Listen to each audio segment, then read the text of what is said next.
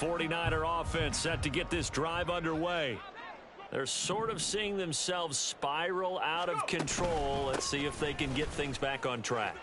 And this is where the coach is walking that line of being calm and really being firm with his team. I had one tell me once, when we were having a tough patch, this too shall pass, this too shall pass. And finally we kept having a rough patch. He said, but you've got to do something to make it pass. And that's what they have to do. They've got to get some control back, get themselves reasserted, and calm things down. See if they can get calm and reassert themselves here. Up the gut, McCaffrey fighting through. And he'll go down right around the 47 this time. 42 yards on the ground for him so far. On any explosive run, you can almost feel the ground shaking, and that's from the offensive linemen creating space for their runners. I had an old coach tell me before, they always told his runners, run around the offensive line in pregame. Get used to the ground shaking so you don't trip and fall when it happens in a game. A good position to be in here, 2nd and inches.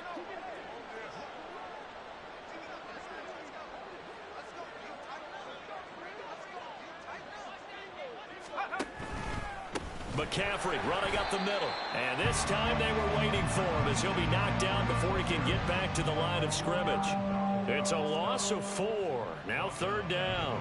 I think this offense, specifically this running game, they're going to have to find a way to turn the page because they haven't found a way to run it effectively thus far, and it's cost them.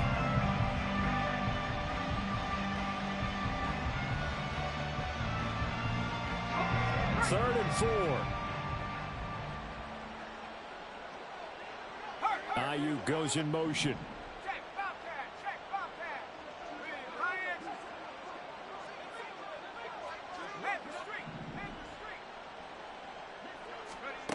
Throwing here, Purdy.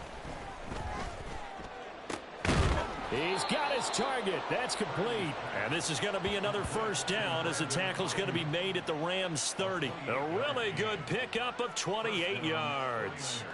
And with this game well in hand, perhaps we are seeing the coverage lighten up a little bit as they got burned there a bit for a 1st down. Well, we certainly know the coach isn't happy along the sideline because he certainly wants them to finish this one out the way they started it. He doesn't want to give up any soft completions, no late points. He wants his lead to stay right where it is.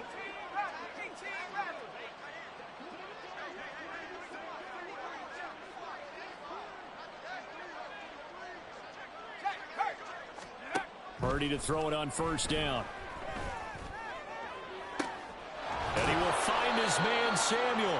And they will eventually get him down, but he's inside the 5 all the way to the 3. That'll be marked as a 27-yard pickup. Well, this game was decided a while ago, and that completion there, it's going to artificially inflate his passing numbers.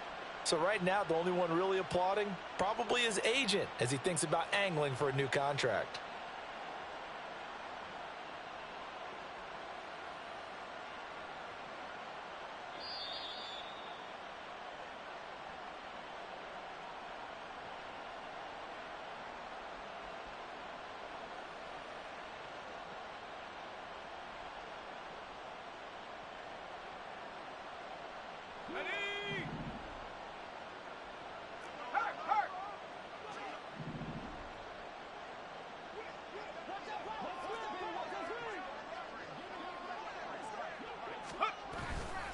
McCaffrey will struggle to get to the line of scrimmage as he'll be tackled back at the 4-yard line. It's a loss of a yard there, and it's 2nd down. There's no question that coming into this game, this defense was pretty vocal about its desire to take this running back out of his game, and all that pregame wolfing has turned into results.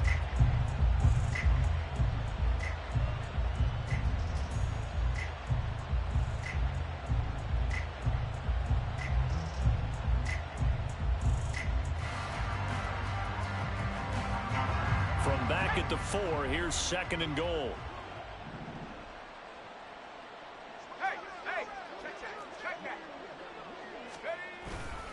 Mitchell will score. Touchdown, 49ers. They go I formation. Fullback leads the way for the touchdown. Sort of a lost art, isn't it?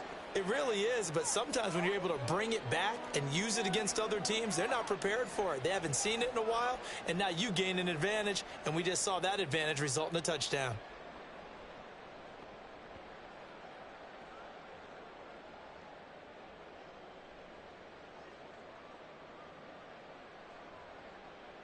Now Moody for the PAT.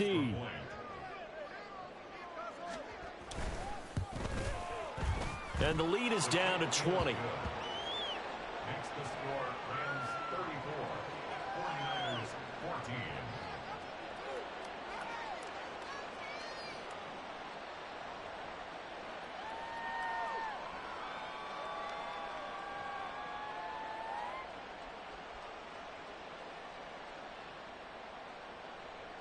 Mitch Wishnowsky to kick off for San Francisco. Here is Wishnowsky to boot it away following the touchdown. This taken in at the goal line. And in hindsight, probably should have taken a knee as he only gets this out to the 16-yard line.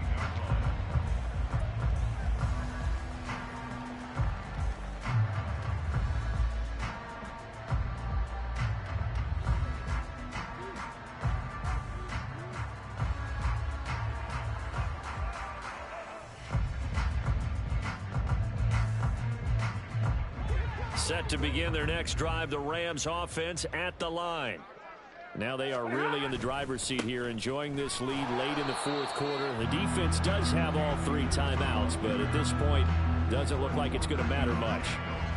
Fred Warner, the all-pro linebacker, there on the stop. I know we can't hear what's going on in that huddle right now, but I'll guarantee you at least one offensive lineman is saying, my bad, we simply couldn't move them off the line of scrimmage. We've got to do a better job trying to root those guys out of there. Second down, they'll go with Akers again. And for one of the few times here today, this run's not going to go anywhere. 2 runs in a row, but only 2 yards to show for it. They've called his number a lot this afternoon. You wonder how much tread is left on those tires. We certainly do, but I always think back to one of my favorite coaches in the NFL. I used to have a meeting with his running backs every year in the offseason and say, look, as many times as you're going to carry the ball, you should be able to carry it one more time, so make sure you get in shape. On third down, here's a run by Akers. And he's going to get this to about the 20, but that is well short of what he needed. Give him a couple on the run as it brings up a 4th down. He may be a bit undersized compared to the modern-day NFL defensive tackle, but what he lacks in size, he definitely makes up for in his ability to make tackles in the run game as well. So the LA Rams with a victory here. I tell you what, I can't remember a defensive performance as good as this one. They seemingly forced turnover after turnover after turnover every time you turned around. Yeah, you can just keep going with it, can't you? After turnover, after turnover. As this game unfolded, they were doing all the dictating, right? They told the offense exactly how it was going to go down today. So you saw them deflate with every series, didn't you? Every time they ran onto the field, it was slower and slower to get to the football because they just felt like if we go out there, we're just going to turn it over anyway. So it was really, really a stellar performance. So for the Rams, it was a great